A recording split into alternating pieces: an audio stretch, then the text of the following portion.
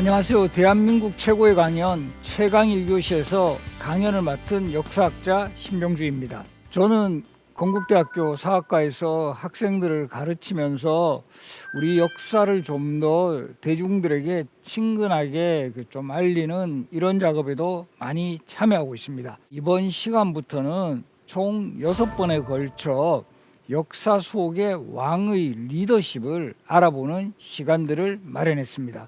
역사 속 왕의 리더십을 통해 오늘 우리 지금의 모습과 비교해 보는 것도 의미가 있을 것 같습니다. 오늘 강연 주제는 특별기획 나는 왕이로소이다 일부 태종입니다.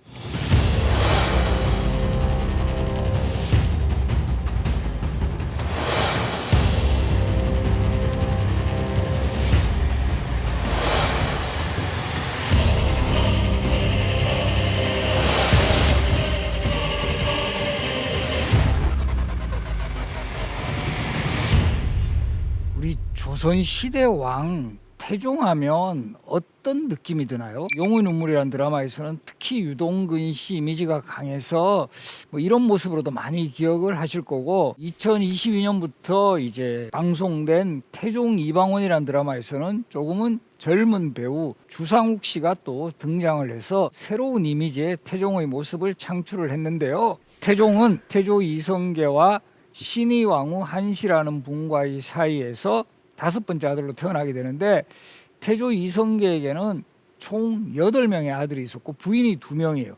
첫 번째 왕비가 바로 이 태종을 낳은 어머니 신의왕후 한씨, 두 번째 부인이 신덕왕후 강씨라는 분인데, 이게 좀 주목되는 게 우리 그 고려시대까지만 해도 이제 부인을 2명 두는 것도 요즘 표현으로 하면 합법적이었어요. 동시적으로.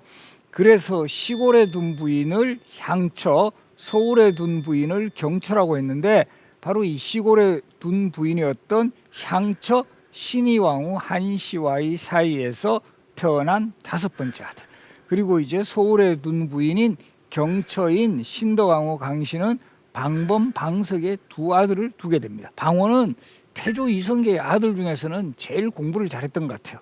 그래서 이 유일하게 과거에 급제를 하게 되는데요. 1382년 16살의 나이로 진사과에 합격한 후에 바로 그 다음해인 1383년에 문과에 급제를 하게 돼요. 우리 고려시대 과거 시험 같은 경우도 이 식년시 같은 경우는 3년에 33명을 뽑으니까 정말 어려운 관문이에요. 1년에 한 11명 정도 뽑히는 그런 과거 시험에 바로 이제 또 진사시 합격한 후에 바로 이제 재수 없이, 재수하지도 않고 과거에 급제했다라는 거는 바로 이 이방원이 태조 이성계 하면 아무래도 무적으로 많이 이제 그 능력이 있다고 보여지는데, 그야말로 문무를 겸비했던 아주 똘똘한 아들이었습니다. 그래서 이제 태종하면 우선 가장 궁금해 하시는 게, 특히 이 드라마에서 태종 역할을 했던 유동근 씨, 또 안재모 씨, 유아인 씨, 2022년에 주상욱 씨까지 여러 명이 등장하면서 과연 정말 태종의 외모에 가장 어울리는 배우는 누구인가? 사실 저도 그런 질문을 되게 많이 받게 되는데요. 태종의 외모에 대해서는 조선왕조실록에 보면 딱 2가지 기록에서 그 단서를 좀 찾아볼 수 있어요. 바로 이 태종실록 총서에 보면 태조가 높은 코에 용의 얼굴을 하고 있었는데 태종의 용모가 이를 닮았다. 그리고 실제 태조 이성계는 원래의 모습을 그린 어진이 남아 있습니다. 그래서 이 태조는 그 실제의 얼굴 모습을 볼 수 있으니까 이 태조의 초상화에 나타난 저 모습이 어느 정도 태종에게도 남아 있었다라는 걸 확인할 수 있고요. 또 2번째 기록으로는 태조 때 명나라의 사신으로 이제 방원, 그때 정한군이었어요. 왕자 시절 호칭이. 방원을 보내게 되는데, 특별하게 방원을 보내는 까닭이 태조가 이런 말을 해요. 명나라 황제가 만일 묻는 일이 있다면 내가 아니면 대답할 사람이 없다. 가장 그래도 너가 똑똑하니까 명나라 황제가 어떤 질문을 하더라도 너가 잘 대답할 수 있지 않겠느냐.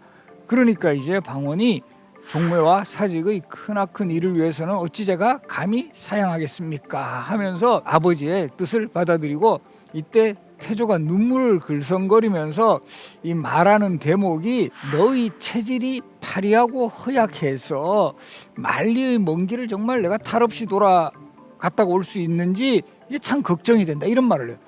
너희 체질이 파리하고 허약해서. 자, 여기서 우리 한번 보시면 예전에 그 태종 역할을 맡았던 유동근 씨 같은 분은 누가 봐도 파리하고 허약하다라고 보기는 좀 힘들지 않을까요? 오히려 저는 이 기준에는 예전에 육룡이 나르샤라는 드라마에서 나왔던 약간 유한 씨 느낌도 나고, 2022년 태종 이방원에 나왔던 주상욱 씨 같은 경우도 사실 그렇게 좀 체격이 아주 크고 그렇지는 않잖아요. 그래서 조금은 날렵한, 오히려 체격이 크기보다는 좀 단단하면서도 조금은 강간 있는 그런 모습이 아니었을까라는 그런 판단을 하게 됩니다.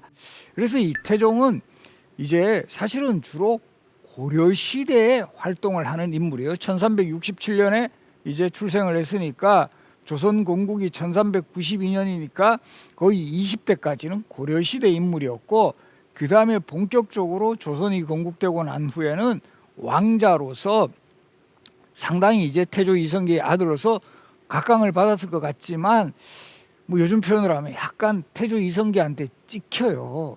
그래서 조선이 건국되고 난 후에는 정도전이 아주 그 조선 건국의 설계자로서 주도적인 활동을 해나간 반면에 태종은 그렇게 큰 역할을 하지 못했다. 그 이유가 무엇일까요? 바로 우리 뭐 국사 교과서에서 누구나 잘 알고 있는 인물, 바로 우리 그 호은 정몽주 선생 아시죠? 우리 고려말 충신의 대명사로 알려져 있는데, 이 정몽주를 사실 죽인 인물이 누구죠? 바로 이 태종 이방원이에요. 바로 이 부분 때문에 아버지 태조 이성계로부터 아주 그 질책을 받게 됩니다. 왜 쓸데없는 그 짓을 해가지고 이렇게 나를 불편하게 하느냐. 사실 태조 이성계 같은 경우는 정몽주와 정도전을 함께, 요즘 표현으로 하면 뭐 투톱 체제를 할까요?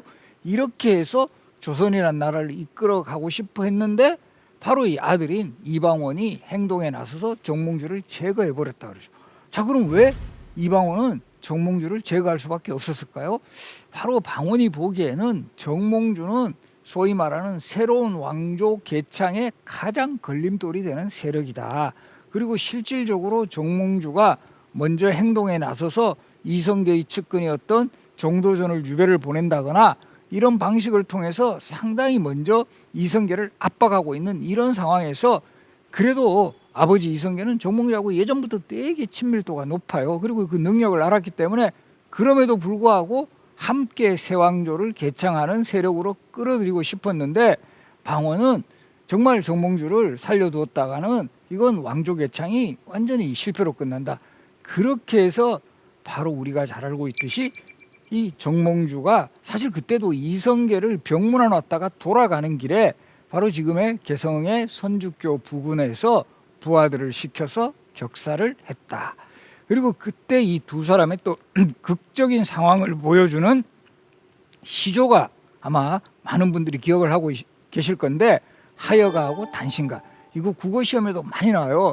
하여가가 먼저 방원이 그래도 마지막으로 정몽주를 설득해 보기 위해 가지고 이런 들었다리 저런 들었다리 만수산 드렁치기 얽혀진 들었다리, 너무 그렇게 꼿꼿하게 살지 마시고 우리 쪽에 좀 협조하십시오, 이런 그 하여가를 제시했을 때 바로 정몽주 선생이 받아서 단신가, 붉은 마음이란 뜻이에요. 나의 고려에 대한 충절은 변함이 없다. 그래서 이 몸이 죽고 주고 일백번 고쳐주고 백골이 진토되어 넋이라도 있고 없고 니명한 일편단심이야 가실 줄이 있으라. 바로 이렇게 우리 예전에 국어 시간에 기억하시죠? 항상 선생님이 니명안에 밑줄 쫙 치라고 하십니다. 빨간 펜으로. 그러면서 이 님이 누구를 뜻하는가? 바로 이 고려를 이제 뜻한다. 정답에 조선으로 치면 이제 X가 되는 거죠. 그래서 이 고려에 대한 충절이 변함없다. 그리고 이방원 되게 문과급제할 정도로 상당히 좀 똘똘한 그런 인물이에요. 바로 정몽주의 의도를 파악하고 도저히 우리 쪽으로 넘어올 수 없다 해가지고 정몽주를 결국은 격사를 했다. 그런데 이 보고를 들은 이성계가 그냥 느낌으로는 칭찬할 것 같죠. 가장 걸림돌이 되는 세력을 아들이 제거해 주시고 오히려 욕 바가지로 먹습니다. 너가 이렇게 해가지고 내가 얼마나 부담이 됐느냐, 이렇게 되면서 바로 이 정몽주 격살 사건은 조선건국 후 방원이 아버지 태조 이성계에게 상당히 그 눈밖에 나는 그런 정말 사건으로 기억이 되었습니다.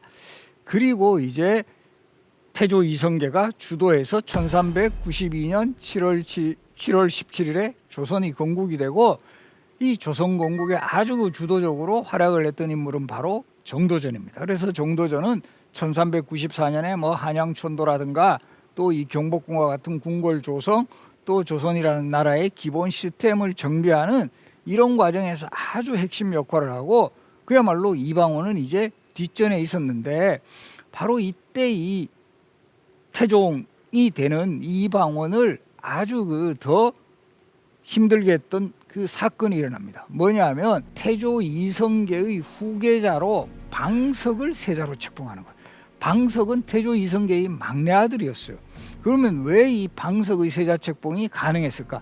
거기에 가장 큰 역할을 했던 사람은 방석의 생모이자 태조 이성계의 앞에서 소개했죠. 경철아 해가지고 서울에 두었던 부인, 바로 이 신덕왕후 강씨. 그래서 실제 기록에도 이런 내용이 나와요. 원래는 태조 이성계도 가장 그 적장자였던 방후가 이제 맏아들이거든요. 이 방후를 후계자로 책봉을 하려고 했어요. 그런데 그 소식을 몰래 엿들은 신덕왕후 강씨가 눈물을 흘리며 하소연했다라는 이런 기록이 열려실 기술에 등장할 정도로 신덕왕후가 상당히 저항을 했다라는 거죠. 그리고 뭐 실질적으로 아마 이 뭐 거의 태조 이성계한테 요즘 표현을 하면 상당한 정치적 로비를 했다. 그래서 결과적으로 이성계의 마음을 돌렸고, 여기에 또 누가 가세하냐 하면 이 정도전이 가세를 해요.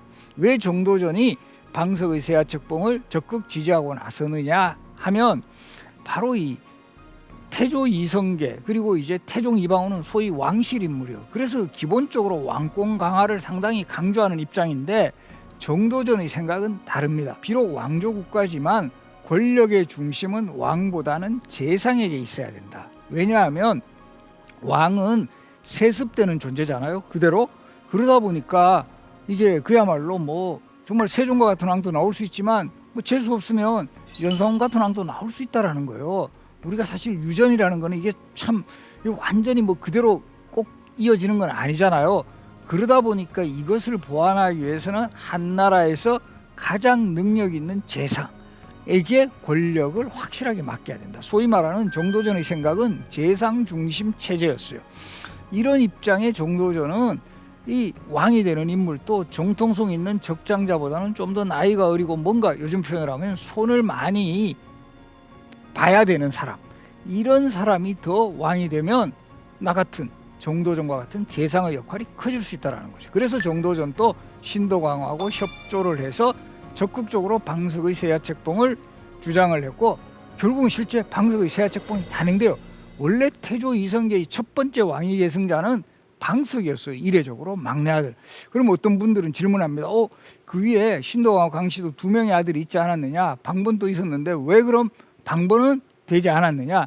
이때 방번은 고려 공양왕의 조카딸과 혼인한 그런 인물이었기 때문에 아무래도 새로운 왕조에서 왕이 될 사람의 부인이 고려 왕실의 인물이라는 건 이거 되게 부담이었죠. 그래서 방석을 밀었다, 이렇게 볼 수 있습니다. 그리고 이제 정도전이 사실은 완전히요, 태조가 조선을 공국한 이후에 방석의 세자 책봉 이후에도 그야말로 승승장구를 합니다. 그런 정도전 입장에서 가장 이런 권력 구도에서 위험스럽게 생각한 게 뭐였냐 하면 왕자들이 보유하고 있던 사병들이었어요. 그리고 실제 이방원이 정몽주를 격살할 때도 자신이 보유하고 있는 사병을 활용을 해가지고 결과적으로 정몽주를 격살했죠. 그래서 이게 조선 건국에는 도움이 되었을지는 모르나 항상 이 왕권을 새로운 어떤 왕의 상황에서는 이 왕자들이 보유한 사병이라는 것은 상당히 이제 부담이 된다. 그래서 정도전이 주도해서 사병을 다 혁파하자. 그리고 이제 왕자들이 보유한 무기들 다 반납해라.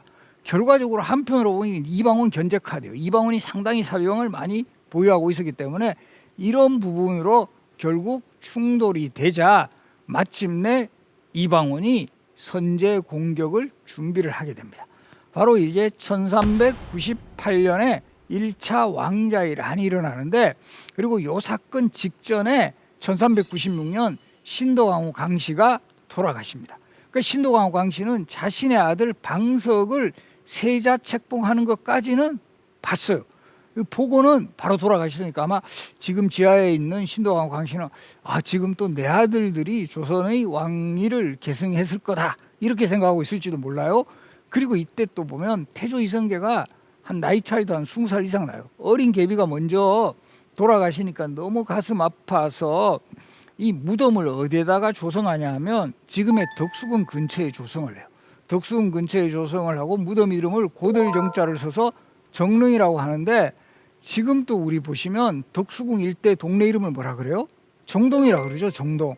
그러니까 이게 정동이라는 이름의 유래가 원래 정릉이 있었던 동네라는 뜻으로 정동의 이름이 생겼다라는 거, 이것도 기억을 해주시면 좋을 것 같아요. 덕수궁 근처에 조성한 이유는 태조 이성계가 경복궁에 주로 계시잖아요. 경복궁에서 보면 그 당시에는 요즘처럼 높은 건물도 없으니까 쫙 보이는 거예요. 그대로 이 왕비 무덤을 항상 보면서 우리 어린 왕비 얼마나 그래 참 그 애처로움 같은 거, 이런 것들, 그리고 또 왕비와의 추억을 생각을 했을 거라는 거죠.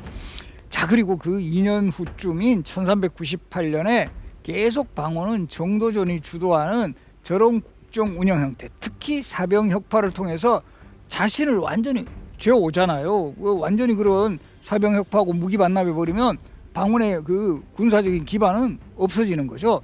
그래서 이 선제 공격에 나설 것을 결심을 하고, 바로 이성계가 그 병이 좀 깊어가지고 경복궁에 다 왕자들이 이렇게 문병을 가 있는 그 상황에서 바로 어떤 정보가 입수오냐면, 이때 이제 이방원은 바로 라이벌이었던 정도전의 동태를 계속 살피고 있었어요.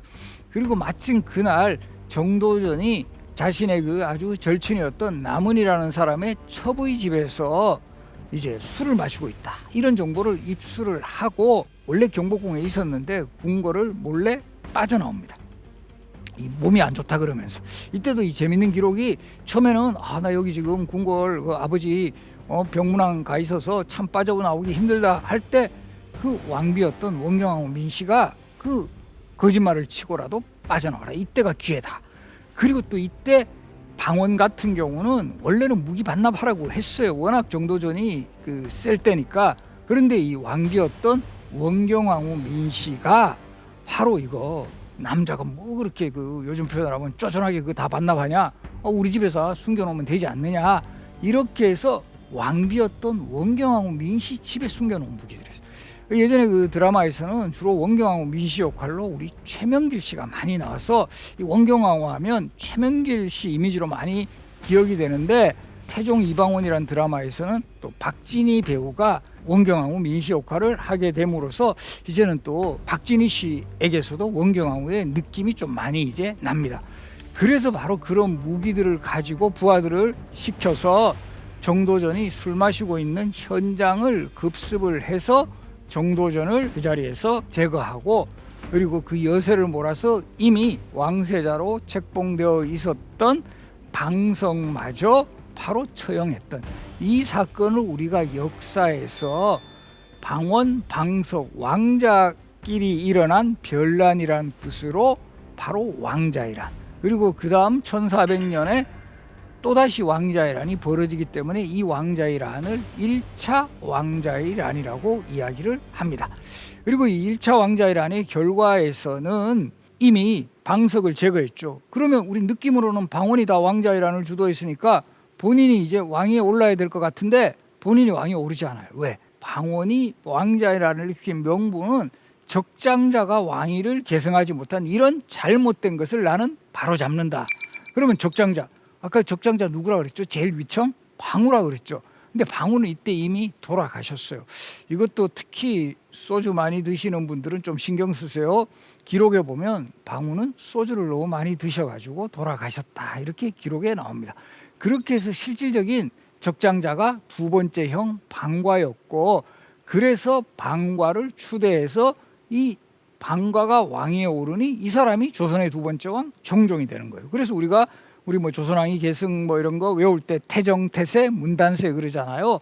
그래서 조선의 두 번째 왕 정종은 사실은 뭐 본인의 큰 의지 없이 동생인 방원의 도움으로 뭐 어떻게 보면 약간 얼굴 마담 스타일로 이렇게 왕위에 올랐다. 우리 뭐 한국 현대사하고 좀 이렇게 비교를 해본다면 12.12 쿠데타 이후에 전두환 전 대통령이 바로 대통령이 오르는 게 아니라 최규하 대통령 체제로 가는 거죠. 약간 정종은 최규하 대통령 느낌도 나는 바로 그런 인물이고, 실제 또 비슷했던 게 최규하 대통령도 8개월 만에 공식적으로는 스스로 대통령직에서 사임을 합니다. 바로 이 정종도 공식적으로는 스스로 왕위를 양보를 해요. 그때 정종하고 최규하 대통령의 차이점이라면, 최규하 대통령은 아무 말 없이 이렇게 그냥 사임을 했다면 정종은 콕 찍어서 내 동생 방원이 왕을 해야 된다. 이렇게 해서 2년여간의 뭔가 이런 좀 준비 기간, 그리고 좀 민심을 어느 정도 수습하는, 만약에 이제 방원이 왕자회란을 바로 주도한 후에 바로 왕위에 올랐다면 상당히 저항 세력들도 많았을 건데, 이런 것들을 피해서 형님을 잠깐 왕으로 올린 후에 2년 만에 스스로 왕위를 양보를 받아서 왕위에 오르게 됩니다. 이방원, 우리 태종이 되는 그 인물 좀 뒤끝도 많았던 것 같아요. 그 정도전을 제거하고 정도전을 집을 몰수를 해서 조선시대 말먹이는 관청을 우리가 사복시라고 하는데, 이 사복시를 이제 그 정도전 집터를 몰수해서 만들어요. 이거 보면 사실은 좀 모욕이죠. 그 사람이 살던 집에 이제 말과 같은 짐승들을 길렀으니까. 그래서 지금 또 요 사복시 자리가 나중에 어떻게 되냐면, 이 넓은 스페이스가 있었잖아요. 그러다 보니까 이곳에 수송초등학교라는 학교가 들었어요. 그러다가 이제 도심에 학교가 좀 유지하기가 힘드니까 이 수송초등학교가 이제 없어지고, 그 자리에 바로 현재 종로구청이 들어서 있어요. 그래서 지금 또 서울 종로구청 앞에 가시면 정도전 집터, 사복시터라는 표지석이 함께 이렇게 그 붙어 있는 것들을 확인을 할 수 있습니다.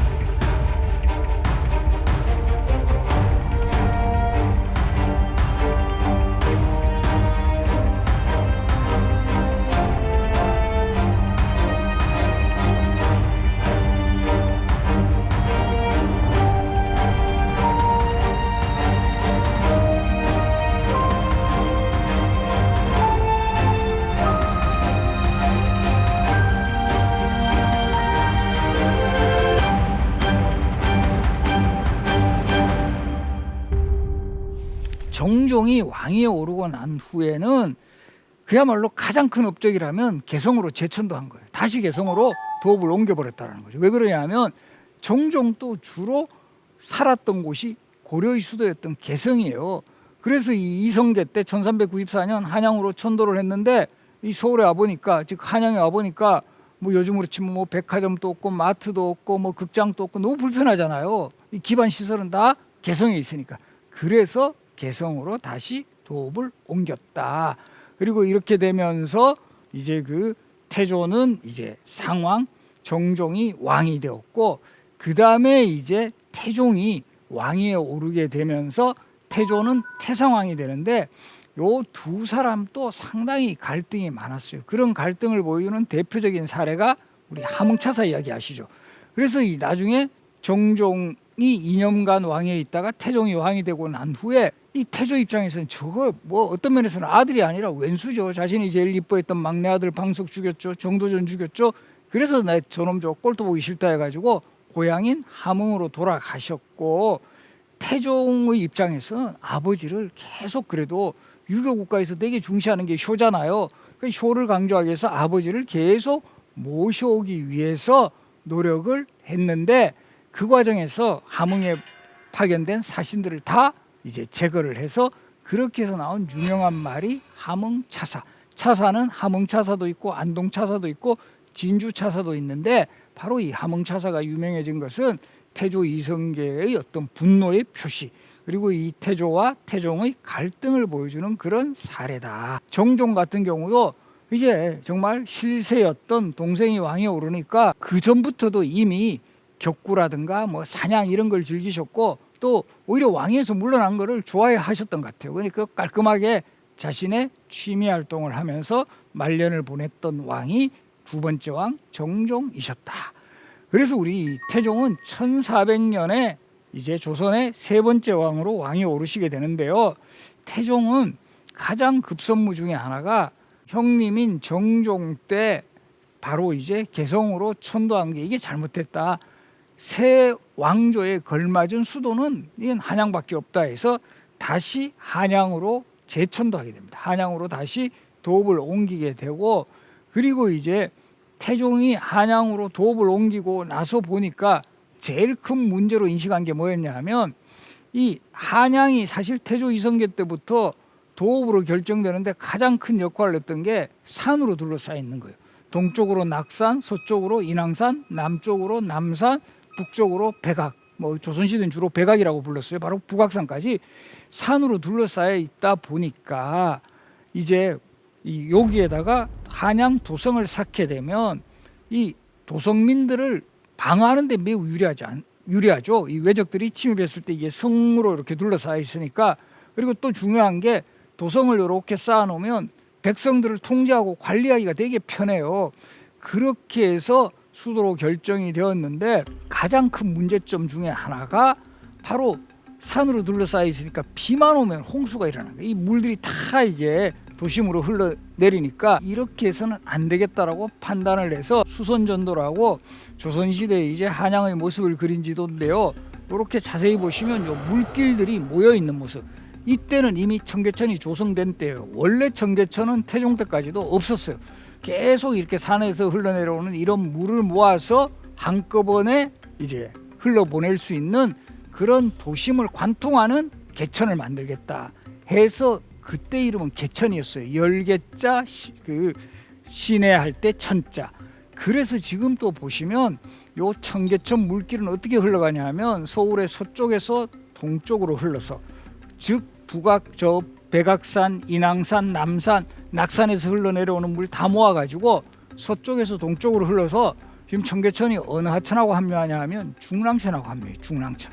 그래서 이 중랑천이 다시 이제 한강하고 합류해서 지금 서울의 동호대교쯤에 가면 중랑천하고 한강이 합류하는 모습을 보실 수 있고, 그렇게 해서 이번에는 동쪽에서 서쪽으로 흘러서 서해바다로 빠져나가죠. 바로 우리 인공하천 청계천을 처음 조성했던 바로 이 한양을 그야말로 한양답게 만든 왕도 바로 우리 태종이다라는 거 기억을 하시고요. 그리고 이 태종이 궁궐을 또 새로 지을 것을 명합니다. 이미 경복궁이 있는데 왜 또 새로운 궁궐을 짓지? 태종의 입장에서는 경복궁 마음에 안 들어요. 경복궁을 설계한 사람 누굴까요? 정도전이죠. 안 그래도 이제 기분 나쁜 사람이 설계한 이런 부분도 있었고, 또 실제 실록의 기록에는 어떻게 이유를 대느냐 하면 바로 이 경복궁에서는 왕자의 난이 일어났다. 동기들 간에 사륙이 일어났던 그런 그 정말 요즘으로 치면 찜찜한 공간이다. 그래서 이 경복궁을 대신할 수 있는 새로운 궁궐이 필요하다라고 해서 지은 게 바로 지금은 유네스코 세계유산으로도 지정된 바로 이 서울에서도 가장 원형이 잘 보존된 궁궐인 창덕궁이 바로 태종 때 처음으로 건설이 됩니다. 바로 이런 태종의 창덕궁 건설에는 또 다른 뭐 이런 그 경복궁을 대신할 수 있는 이 궁궐이 필요하다라는 인식, 그리고 뭔가 이런 정도전의 그늘에서도 벗어나려는 의지, 그리고 또 보시면 경복궁은 남북으로 길어요. 우리 궁궐 가보시면 요 창덕궁은 동서로 길면서 창덕궁의 가장 큰 장점이 뭐냐 하면 후원령이에요. 후원령. 왕실의 휴식 공간이 상당히 풍부한 이런 곳, 바로 이런 점도 고려가 되어 가지고 창덕궁이 마침내 건설이 되었고, 뭐 조선시대 역대 왕들도 항상 민심을 내가 겸허히 수용하겠다. 억울한 일이 있으면 나한테 알려라. 뭐죠? 무슨 북? 신문고라고 하죠. 그 억울함을 이제 왕이 그 의견을 들을 수 있는 북이란 뜻이에요. 그래서 이 신문고는 바로 지금 또 창덕궁에 가시면 진선문이라고 있는데 바로 이 진선문에 신문고를 걸어두어서 백성들이 정말 억울한 사연이 있으면 이걸 북을 두드려. 근데 여러 자료를 보면 신문고 거의 두드린 사례가 없어요. 바로 뭐 청와대 안에 직접 가서 뭐 민원을 뭐 이야기해보라. 이거 지금 또 좀 부담스러운데 그 당시에 왕조 국가에서 일반 백성이 내가 억울한 곳 있어 하면서 이 궁궐안에 가기라는 것은 너무 힘들었고 실제 궁궐안에 가다가 잡힌 사람도 많아요. 오히려 뭐 의견이 뭐 별것 아닌 걸로 왔다 이거. 그러니까 실질적으로는 거의 그 두드려지지 않았지만 태종이 그래도 내가 항상 열린 마음으로 백성들의 의견을 듣겠다는 상징으로 궁궐안에 걸어두게 했던 것이 신문고였다라는 것은 잘 기억해 두시기 바랍니다. 태종이 이제 왕이 된 후에 한양으로 재천도한 후에 창덕궁을 새로운 궁궐로 조성을 했다 그랬죠. 그리고 이제 경복궁도 요즘으로 치면 좀 더 이렇게 증축 공사를 합니다. 그리고 이 태종이 경복궁에서 제일 불만스러웠던 건물 중에 하나가 뭐냐 하면 왕이 뭔가 이렇게 좀 신하들하고 함께 회의할 수 있는 요즘으로 치면 강당, 대강당 같은 건물이 없다라는 거예요. 사실은 경복궁을 처음 정도전이 주도하여 조성할 때는 총 건물 칸수가 755칸밖에 안 돼요. 이 왕이 거처하는 궁궐로는 규모가 생각보다 작아요. 우리가 일반 사대부들이 거처할 수 있는 가장 큰 규모가 99칸인데 그거에 한 7, 8배밖에 되지 않는, 왜냐하면 정도전은 왕이 먼저 검수하고 절약하는 것을 좀 모범을 보여야 됩니다. 그래서 궁궐 규모가 되게 작아요. 나중에 고종 때 흥선대원군이 경복궁을 중건할 때는 규모가 7,200여 칸이에요. 거의 정도전 때의 궁궐보다는 뭐 한 거의 9배, 8배, 9배 정도. 그 정도로 소박하다 보니까 태종은 경복궁에서 이런 좀 왕과 신하가 좀 회합하면서 또 한편으로 보면 예나 지금이나 좀 아랫사람이 윗사람한테 좀 충성할 그런 좀 방법으로 많이 하는 것 중에 하나가 회식이에요. 회식. 이렇게 신하들하고 술자리도 하고 음식도 하면서 좀 뭔가 이렇게 툭 터놓고 이야기할 수 있는, 그리고 또 왕의 지침을 또 소개할 수 있는 그런 건물을 조성한 게 바로 경회로. 왕과 신하가 경사스럽게 만나는 누각이란 뜻이에요. 루자 건물이 붙는 거는 궁궐이나 뭐 다른 일반 뭐 정자에서도 보통 2층 건물을 루라 그래요. 우리 남원에 가면 뭐가 있죠?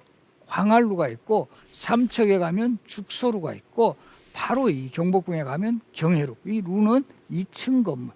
그리고 이 아무래도 또 누각은 경치가 좋아야 되니까 이곳에 연못을 만든 거예요. 그래서 이곳에서 판 흙은 지금 또 경복궁에 가면 왕비침전이 교태전이라는 건물인데 그 뒤에 인공정원으로 아미산 정원을 만들었습니다.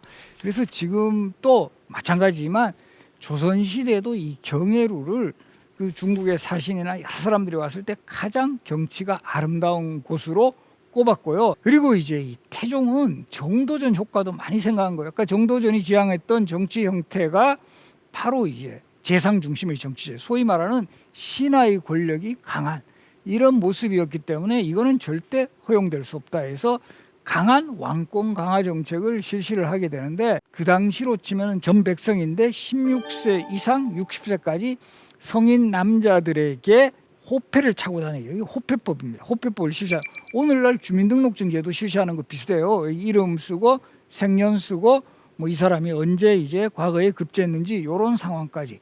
그래서 좀 더 신분이 높은 사람은 뭐 재료가 좀 상하, 그리고 약간 일반 평민들은 이런 그 나무로 이렇게 사용을 했다, 이렇게 기록이 나오고요. 그리고 이제 육조의 판서들에게 직접 명령을 하달해 가지고 왕의 그 명령이 그대로 집행하게 하는 육조 직계제라고 그래요. 요 육조 직계제하고 약간 대비되는 말이 의정부 서사제라 해서, 의정부 서사제는 요즘으로 표현하면 국무회의에서 모든 안건이 결정이 되는 그런 형태였다면, 이거는 바로 왕이 장관들 불러가지고 자신이 생각하고 있는 것들을 집행하게 하는, 그야말로 이 왕권 강화책의 대표적인 그런 이 정치 시스템이다, 이렇게 이해하시면 되고요. 그리고 이제 그 사병을 혁파해요. 바로 이 정도전이 사병 혁파한 거 기억하시죠? 정도전의 사병 혁파의 타겟은 누구였죠? 방언이었잖아요.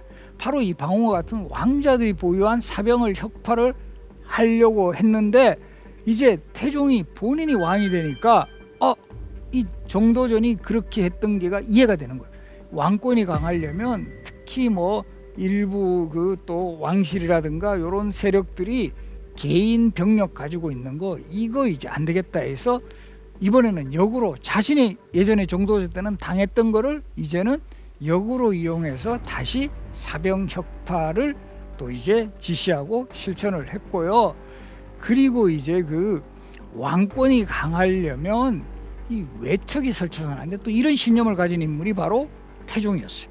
그래서 한때는 자신이 왕이 되는데 가장 결정적인 도움을 주었던 사람들이 천함들이었어요. 바로 이 원경왕후의 동생들이었던 민무구, 민무실, 민무휼, 민무회, 이 사람들이 다 유배되었다가 처형되고요.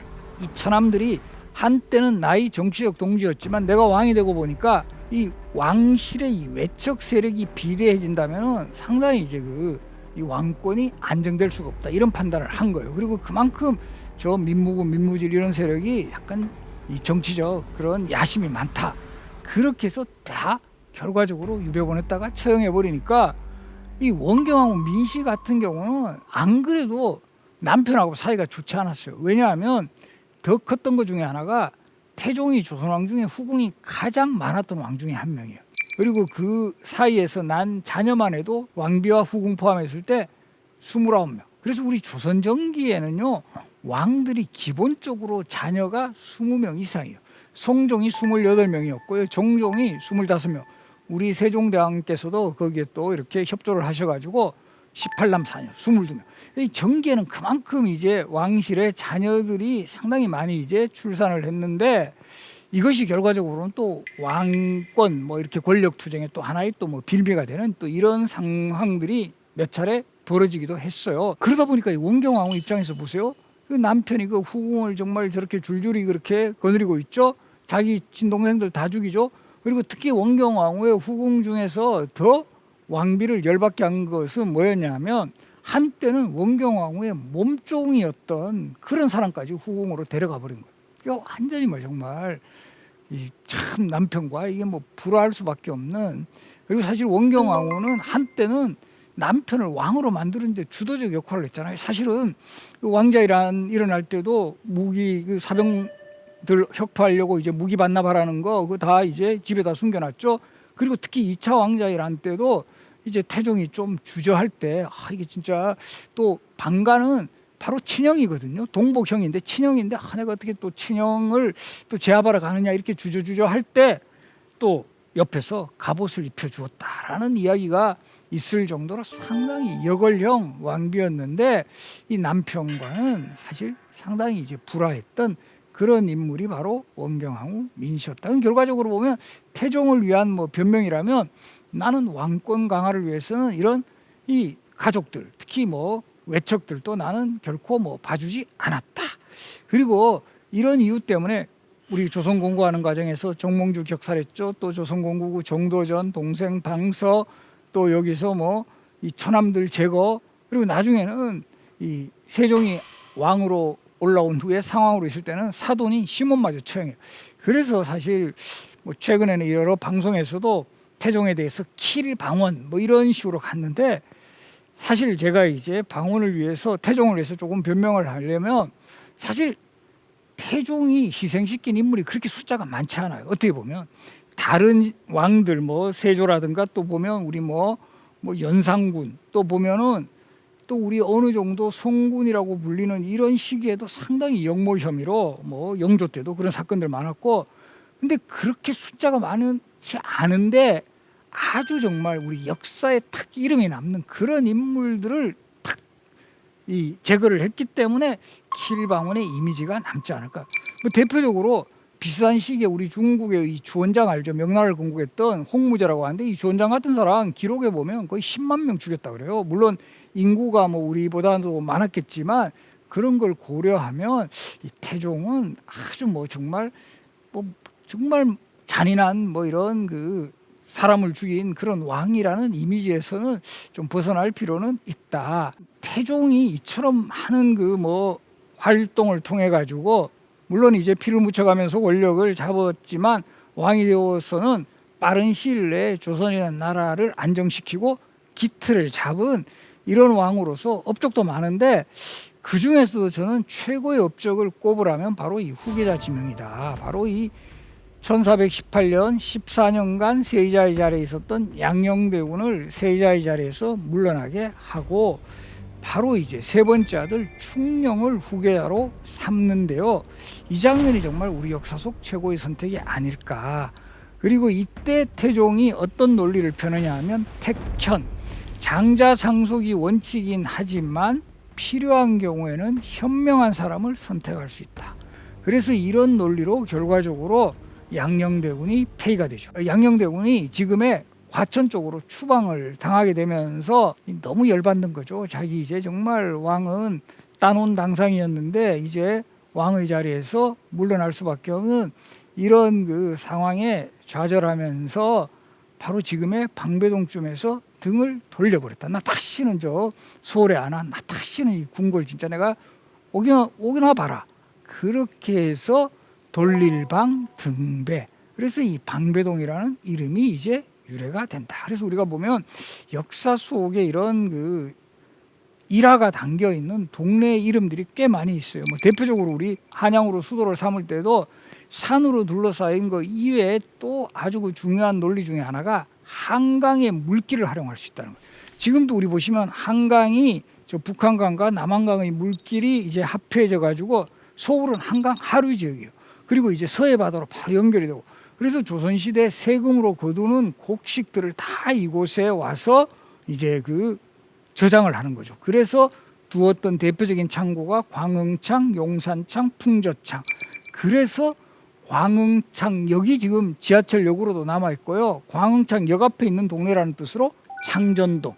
그리고 이제 그 물류교통을 이용해서 바로 이제 백길, 물길을 이용해서 소금을 운반해서 그 소금을 파는 사람들이 모여 살았던 동네 염리동, 그리고 이 소금 창고가 있었던 동네 강서구 염창동 등 이런 동네명에도 역사가 담겨 있다라는 이런 사실을 알면 아마 많은 그 정말 역사에 대한 또 재미가 있을 걸로 제가 판단이 됩니다. 태종은 상왕으로 있으면서도 가만히 있지는 않으셨어요. 대표적으로 바로 이제 그 자신의 장인 사돈이자 세종의 장인인 시몬이라는 인물을 처형을 해요. 왜냐하면 요때 이 대표적인 그 사건이 일어나는데 강상인 옥사 사건이라 그래가지고, 사실 태종이 상왕으로 자리하면서 군사에 관한 것은 나한테 확실하게 이야기를 해라 이렇게 되었는데, 그 당시에 이 병조 참판, 요즘으로 치면은 그 뭐 국방부 차관쯤에 있었던 이 강상인이라는 사람이 이 태종에게 보고를 하지 않았어요. 그리고 이게 결과적으로 시몬이 그렇게 뭐 사주를 했다 이런 또 혐의에다가, 또 시몬은 세종의 즉위를 알리는 명나라 사신으로 중국에 갔을 때 환송 인파가 엄청났다 그래요. 이 보고를 듣고 태종이 되게 불편해요. 저 진짜 사이저 왕 됐다고 엄청 설칠 것 같다 이런 판단을 하고 결국 강상인 옥사에 연루시켜서 시몬이 귀국하자마자 바로 처형시켜버리고, 그 부인이었던 시몬의 부인이죠. 이 사람은 관노비로 삼아버릴 정도로 아주 정말 그 혹하게 가혹하게 대응했던 이런 모습도 나와요. 그리고 이제 이 세종 사위인 세종도 참 그 장인 처형되고 장모 노비되고 이거 가슴 아플 건데, 그 왕비였던 소원왕후 심씨 같은 경우는 자기 그냥 왕비가 되는 순간 친정아버지 처형, 친정어머니 노비되니까 얼마나 가슴 아팠겠어요. 그런데 이게 세종이 특히 그 태종이 나중에 돌아가신 후에도 그 관노비로 해서 일반 그 다시 사대부 신분으로 회복을 못 시켜줬어요. 나중에 문종 때 이 시몬의 부인은 노비 신분에서 벗어나게 됩니다. 그만큼 세종도 또 아버지의 처분을 그대로 이제 뭐 어떻게 바꿀 수는 없었다는 거죠. 그리고 여기 지금 자료에 나오는 게 지금 한강변에 있는 정자로서 낙천정이라는 정자인데요. 태종이 상왕으로 있으면서 했던 대표적인 업적 중에 하나가 대마도 정벌이에요. 우리 교과서에는 세종 때 이종무를 시켜 대마도 정벌을 했다 이렇게 기록에 나오는데, 사실 이 대마도 정벌을 주도했던 인물은 상왕이었던 태종이었어요. 그러니까 이 태종 때 계속 대마도가 왜구에 소굴이 돼가지고 상당히 이제 우리 조선 땅을 위협하니까 확실하게 쟤들 본때 보여줘야 되겠다. 이가 계속 준비하다가 결과적으로 본인은 이제 상황으로 물러났지만 처음부터 본인이 계획했던 거기 때문에 태종이 주도해서 대마도 정벌에 나섰고, 그때 당시 일본에 출정하는 병력들, 군선들을 다 이제 한강에 이제 모아서 출정식을 했던, 그런 출정식 상황을 지켜보았던 정자가 바로 이 낙천정이라는 정자였다라는 거. 그만큼 어떻게 보면 태종은 바로 이런 좀 국방이라든가 외교 부분이라든가 또 이제 뭔가 이제 세종의 권력을 좀 위협할 수 있는 이런 세력들을 다 제거해버리는 거예요. 내가 좀 힘든다라든가 좀 요즘 표현으로 하면 악역에 해당하는 이런 것들은 내가 확실하게 하겠다. 그래서 정말 아들 세종에게는 이 좀 더 좀 안정되고 좀 평화로운 그런 상황을 마련해 줬던 그런 또 왕이기도 했던 게 바로 태종이다라는 것도 기억을 해 주시기 바랍니다. 저는 이 태종의 뭐 어떤 그 가장 큰 뭐 리더십이라면 이 상황에 맞춰 가지고, 즉 과감할 때는 되게 과감했고 또 냉철할 때는 되게 냉철했다. 바로 이런 리더십을 가장 잘 보여줬던 왕이 아닐까. 그래서 이제 정몽주라는 인물이 제거해야 되겠다라는 이런 상황에서는 정말 뭐 좌고우면하지 않고 과감한 결단력을 보였고, 또 왕이 되고 난 후에 뭔가 이런 조선이라는 나라의 기틀을 만들어야 될 때는 상당히 냉철하게, 그런 또 상황에서는 또 뭐 처남이든 또 상황으로 있을 때는 뭐 이 사돈까지 뭔가 이렇게 또 제거하고, 또 이 양령이라는 그 세자가 문제가 많았을 때는 또 이제 능력 있는 아들에게 후계를 계승하게 함으로써 자신의 그런 그 만든 기틀이 그대로 계승하겠다. 결과적으로 이런 과감과 냉철 사이에서 결과적으로 그런 그 명제들을 잘 실천해 나갔던 왕이었다라는 그런 그 평가를 내리고 싶습니다.